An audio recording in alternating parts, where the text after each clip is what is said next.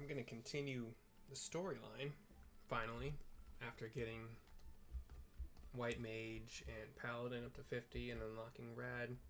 Red is the most behind right now, but on the way, we're going to talk to Nedrick Ironheart, the ghosts of Amdapor. I probably pronounced that wrong when the Red Mage was talking about that. Ghosts of Amdapor. If you don't mind my saying, it seems to me you've been wanting for stimulation of late. Aye, the air of torpor around about you is quite palpable. Adventurers are as next of kin to explorers, my friend. Like us, you need regular doses of excitement, else you're likely to shrivel up and die. I would hate to see that happen to you, so I will tell you of a place that will surely set your heart to racing. Amdapor Keep. 'Tis a ruined fortress situated in the South Shroud, dating back to the 5th Astral Era. If the thought of delving into the past sets your loins afire, the keep will surely serve to quench it. The entrance is watched by a wood wailer named Maxine. Give her my name, and she will tell you all you need to know. The other quest I don't want to do. It's like you can get you can start the quest. So back when level 50 was the cap, this was the quest to get like this super weapon for any class that you had. I think you did it once for each class that you wanted to get the weapon on. But we are back at Vesper Bay. We're going into the Solar, and we're going to talk to Minfilia. I believe she's still here. Here we go. What's the recurring problem? Hold on.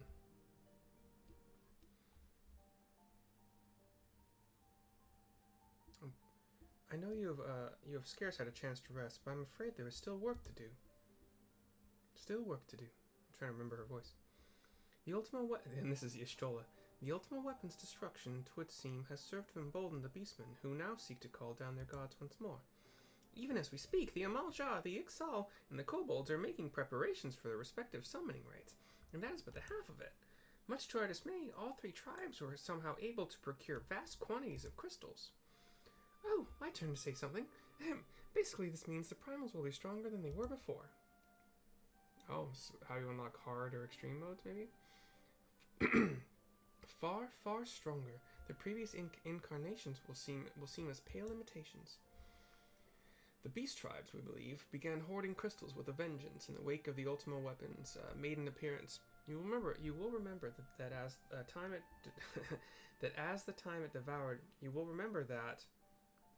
devoured 3 primals in one setting. Okay. The Grand Companies are aware of the potential primal outbreak. Alas, due to the losses they incurred to ensure the success of Operation Archon, they are ill-equipped to take any meaningful measures. After deliberation, the leaders concluded that they must needs turn to us once more, to thee. The etheric waves that were observed in Mordona do not appear to bear a connection to any beast tribe, yet much and more still remains beyond our knowing. We must be prepared for all possibilities. I am loath to send you into the midst of danger again so soon, but none have proven themselves more capable against the primals than you. Will you undertake this mission, Mercy? You have my thanks. I truly do not know what we would do without you. Go ahead, Thancred.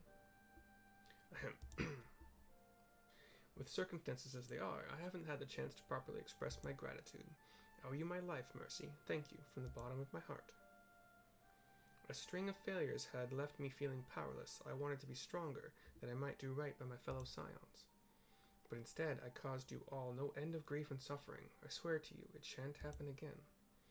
Owing to everyone's ministrations, I am quite recovered now. I hope to return to my duties again soon. Everybody cheers, and Thancred's return marks the beginning of a new chapter for the Scions. Let us renew the fire in our hearts and continue to press ever forward. Now then, back to the matter of the primals. With no fewer than 3 of the beings threatening to appear, it is easy to feel overwhelmed. We must take it one sure step at a time. Urianger has the overview of the situation as it stands. Please speak with him to receive guidance on your mission. Okie dokes.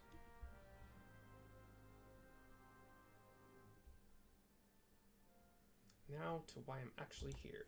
5 minutes into the video. The price of principles, continuing the storyline, finally. Fade to black. just Minfilia now. Mercy, it pleases me to see you well. In walks... I forgot her name. Tataru.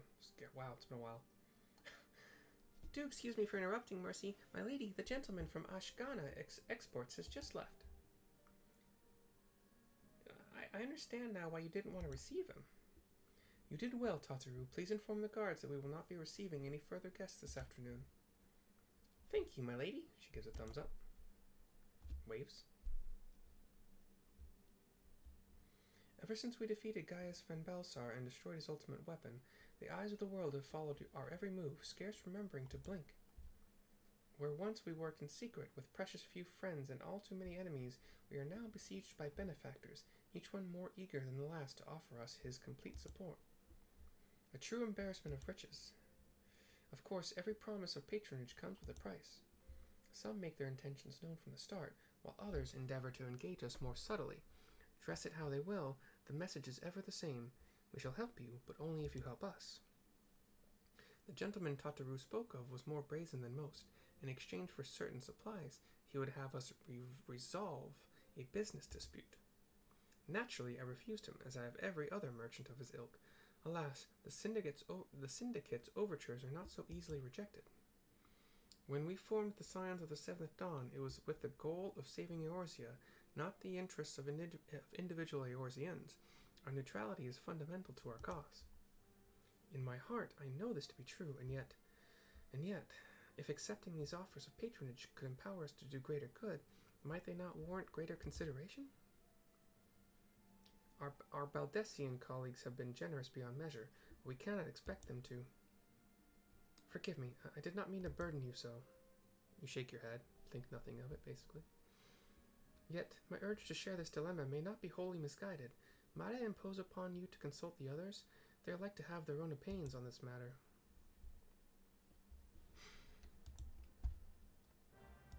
Sure, let's do it.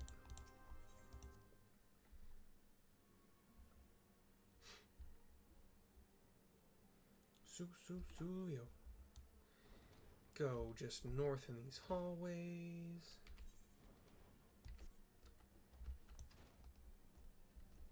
Talk to Thancred since he's closest, sitting in a chair. We're kind of in the cargo area where Urianger usually kind of makes it his home. Books all along the shelves and cargo crates and chairs and tables and stuff everywhere. It's also kind of a big old meeting room, I guess, like a hangout room. Fortune begets power, and power fortune. That we, and especially you, have power is beyond doubt. The question is what to do with it. You may be interested to know that there is a growing belief amongst the refugees that Alamico could be liberated, if only the Scions would commit their strength to the cause. Yet theirs is but one of many causes. We stand at a crossroads, Mercy. Each path is paved with good intentions, but where they lead us is far from clear. How about Yestola? Not too far away, reading a book. Recall you are meeting with the Admiral shortly after the Lominsons sent word of the summoning of Titan? Then mayhap you also recall my words to our host.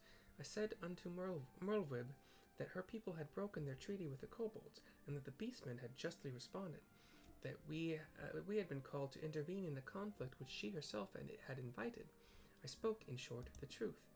And wherefore did I speak it? And I think it's basically why and wherefore. And wherefore did I speak it? Because owing no allegiance to Limsa, I felt no compulsion to allow the Lominsons to distort the facts to fit a narrative which justified their actions and absolved them of guilt. Upon this subject, Minfilia can expect a similar reply. Our many dalliances with the city-states have already weakened our claim to neutrality, but the path she contemplates would see us relinquish it entirely. That's some big words there, man. I get you. Ida, I've been receiving a lot of gifts lately, but Papalymo keeps making me send them back. It wouldn't be so bad, but some of them are really nice. I mean, very nearly abandon your principles nice, you know? Papalymo, none of us can deny that we would benefit from more support, but if it comes at the cost of our principles? Neutrality was ever a delicate matter. I've lost count of the times I've had to explain to people that our allegiances need not necessarily lie in the same place as our headquarters. Mind you, if we are to sell our services for Gil, we might as well declare our fealty to Ul'dah now and have done with it. I'm quite sure Ida would enjoy the bribes. I have to talk to Urianger. I think this is for the completion of a recurring problem. But anyway, such knowledge as I possess of the beast tribes and their primals is at thy disposal. Whether man or beastman, we are wont to seek power when plunged into the black depths of despair. That despair doth begin with the Amal Jah, who have already summoned forth Ifrit. With our comrade Thancred now returned, thou wouldst do well to seek his counsel. And then we ought to talk to Urianger for the price of principles. 'Tis the lot of the powerful to attract the covetous as well as the needy. Thus doth prudence dictate that those with power proffer aid with one hand, whilst the other resteth ever on their hilt. Alas, we have not the luxury of time to decipher our petitioners' machinations, nay, not while the beast tribes do labor unseen, defiant to defeat, to raise up their fallen primals once more.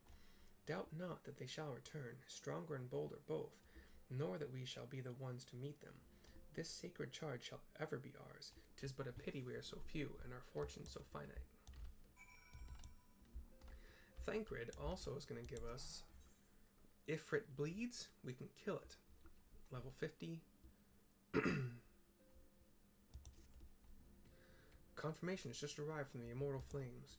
'Tis as Urianger said, I fear. The Amal shall have already summoned Ifrit. A confrontation with the Lord of the Inferno is inevitable. I would like nothing more than to lend you my blade, but the students of Baldessian insisted that I refrain from taking to the field where it concerns primals. I know not the workings of it, but it would seem that recent events have left me especially susceptible to tempering. As much as I hate missing out on the fun, for everybody's sake, I must sit this one out. Instead, I will focus on gathering and analyzing data. Now, the Immortal Flames have already conducted a preliminary investigation into Ifrit. They may well have information that will be of use to you. Do pay a visit to the Hall of Flames and speak with Commander Swift. One last thing before you depart. Doubtless you remember Minfilia's words, but this Ifrit is a far cry from the primal you first defeated. You will want to assemble your most dependable comrades for the mission. Be safe, my friend.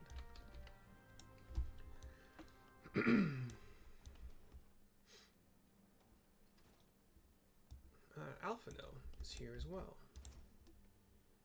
Cutscene, fade to black. This situation is not wholly unexpected. I too have given much thought to our organization's future, though it would seem I have reached a different conclusion. Mayhap it is time I made my feelings known to the antecedent. Come along, Mercy.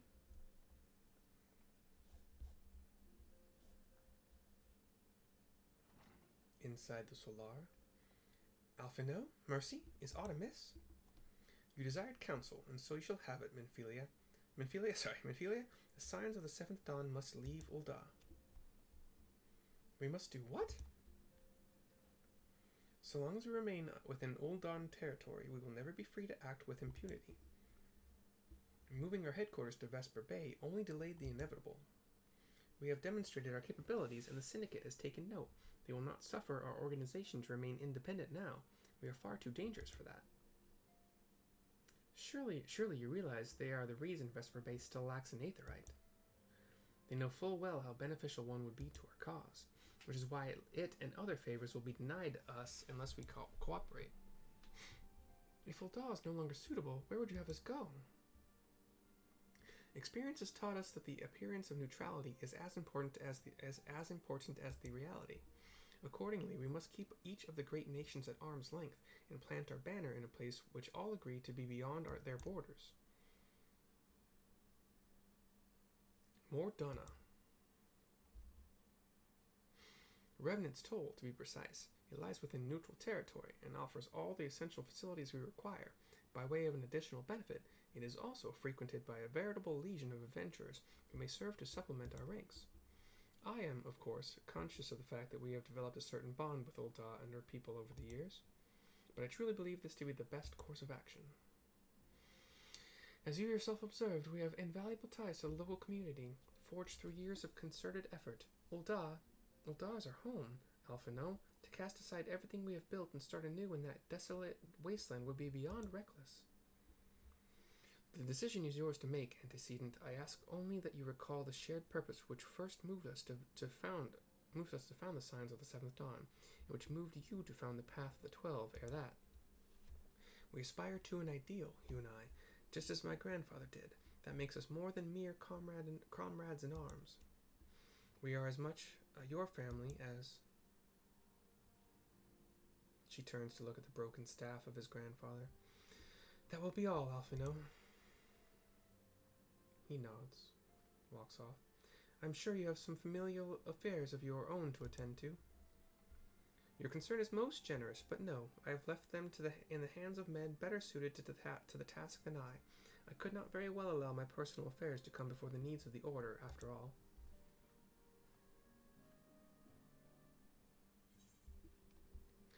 We get to choose a ring that is useless to us, or money. Just take the money. It's only 300 gil, but whatever. Better than a ring I'll never use. I think I might have been able to sell the ring on the market, but I don't know for sure. This video is 16 minutes long as of speaking this, and I think I'll cut it for now. Go to the bathroom, do some other things, probably come back and continue, though, because why not? See you soon.